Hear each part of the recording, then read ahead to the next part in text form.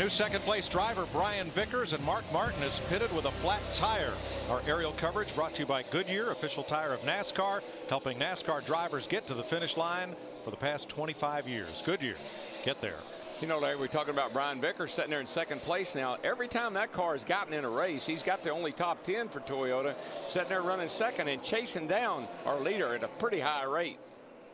And I want you to watch this pass for second place on Matt Kenseth just a couple laps ago. He got a run on the high side through the middle of 1 and 2. Watch it. It looks like he's got 100 more horsepower in that 17 car. He has found a groove with this 83 car. Well, that's a good groove. That's a good line off of there. But remember, that's where Toyota worked on this engine for the last few weeks to give it that power off the corner that they didn't seem to have. And I mean, right now, that last lap, Brian Vickers ran a 31.38. Our leader, Kurt Busch, 2/10 slower than this 83 car. We've debated all week, why are the wheels red on the back of the car? There is a method. Red Bull folks thought that the Red Bull wasn't showing up well enough, so if they used the red wheel to fill out the rest of the bull, there he'd be. But we have to give credit where credit due. Krista, you found out why, and you have more information on the 83. Yes, in honor of Memorial Day, a gentleman named Hill Bowie. He's the IT support director for Red Bull Racing. He's been with NASCAR for just over a month, but instead of a rookie yellow stripe, Bowie prefers the red, white, and blue flag. He joined the United States Marine Corps just days after the attacks on 9/11. He served an 8-month tour in Iraq as a sergeant in Marine Wing Communications Squadron at 28.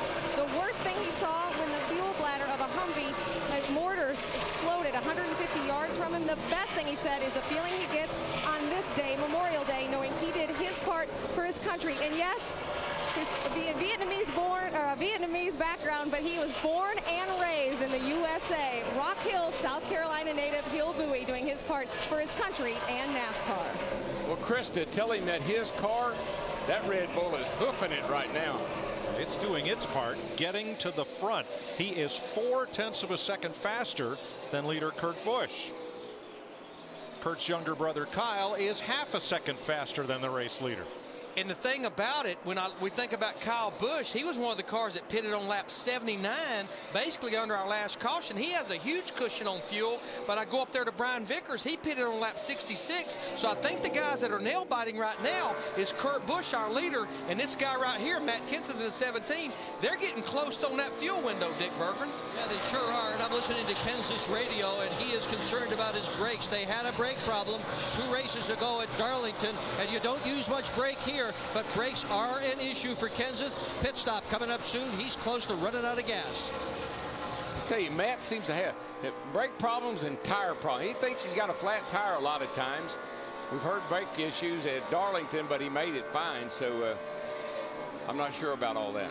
And you know, Darrell, on this tire fuel situation, unlike you mentioned Darlington, unlike a couple of weeks ago when someone hits pit road for 4 tires and fuel, you want to get there with him. These guys are going to run these things out of fuel or close to it before you come get tires, because tires are not worth a whole lot.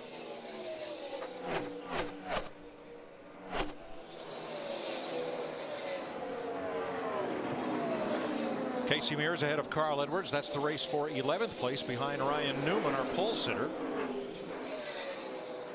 And one fellow who really wants a caution right now is Kevin Harvick. Harvick is in great shape at the local bank between the Daytona 500 and last week's Nextel All-Star Challenge. 2 races, $2.5 million. But he's the first car 1 lap down. He would love to see a caution and get back on the lead lap. Yeah, he's so far off the pace though right now. You know, he caught a couple of cautions after he was involved in that wreck. As we're riding with Juan Pablo Montoya, he had went back out 27 laps down, but looks like he's coming back to pit road now after being involved in that crash earlier. J.J. Yaley under pressure from Jimmy Johnson, and Johnson goes by for 7th. Larry, I think it's a good move by Montoya's team to put him out even for just a lap or 2, because that'll move him way up the board ahead of all those other cars that crashed. Yeah, he came in here 21st in points. The highest of the Ganassi Sabatos cars, only 134 points out of the top 12. He needs all the points he can get. Here comes the 17 guys on pit road. Matt Kenseth coming to the attention of the green-clad Killer Bees. Dick? Indeed they are today. The car is a bit loose for Kenseth. He has the decided what he wants for the change, and it's wedge in the left rear. There's going to be a 4-tire change, which is a bit of a surprise given how hard these tires are and how well they last. But the crew once again has given Kenseth a fine pit stop. But the reason they went with 4, they had to have all 19 gallons of fuel put in that car. Those guys can almost change 4 tires as quick as it takes to dump the 19 gallons of fuel in that car. Plus, you got to put tires on sometime. So, you know, maybe not every time, but you don't want to get caught in a trap. So put them on now, and you can ride a while. Kenseth goes a lap down, but our leader, Kurt Busch, is due any time. How about the front 4 in this race? A Dodge leads. A Toyota is second. A Chevy is third. And a Ford is fourth. And here comes your leader, Kurt Busch, to pit road. 45-mile-an-hour pit road speed. And it's a long way down to where Matt Yoakum and Kurt's crew awaits. And not much debate, Mike, on the radio about what to do to this number 2 Dodge. Kurt says no changes, and they are going to go with just a fuel-only approach again. Remember this lap 113, no adjustments on this car. Let's see how much they have to adjust on this Dodge on his next stop.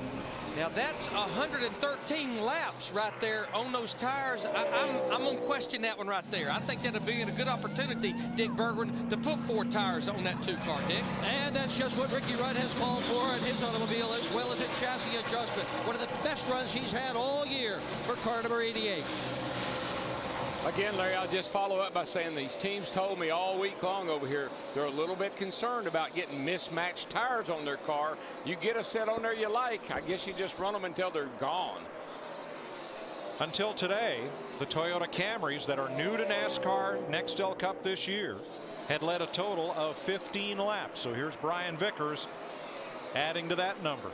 Now, Brian should be able to run about 15 to 20 more laps than Matt Kenseth, Ricky Rudd, and Kurt Busch. The other car that's out there that's going to be cutting it close here on fuel shortly should be David Reagan in that 6 car, who's actually in the 3rd position right now.